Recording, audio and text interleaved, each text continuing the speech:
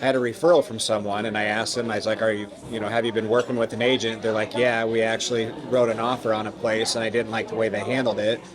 And they're like, we have a subject to sale, and they said, the agent was like, oh, well, we have to have your house on the market 2 days, in 2 days if we get it accepted. And they had already written the offer, and they're like, oh, we're not ready for that. They had no idea. And then I asked, I'm like, well, had they been through your house? They're like, no. I mean, you're telling me an agent wrote you a subject to sale offer without even walking through your house and preparing you for it? Do they know them all? Right. So, like, why wouldn't, like, as an agent, you need to go through that house to understand, like, hey, this is what you're going to get out of your house. Can you still afford this? Yeah. Because, sometimes we bring bad news. Right. But anyway, so none of that happened. So they weren't represented properly. But now they signed this agreement that's effective until January. Right. So I said, well, you'll need to cancel it. I say you'll need to cancel it. So I would contact them and ask to terminate that agreement.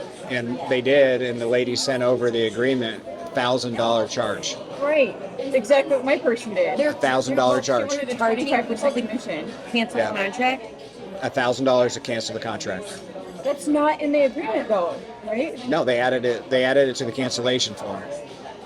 And I sent it over to Andrew, and But it Andrew's. wasn't in the initial agreement, right? Nope, So but you can't charge them. but they can't they can't breach the contract. Right. So they could charge them 3%, That's correct. right? So the whole point is, like, They should be able to get out of it. What did Andrew say? Andrew said, it's not worth fighting. You just pay the $1,000. Seriously? Yeah.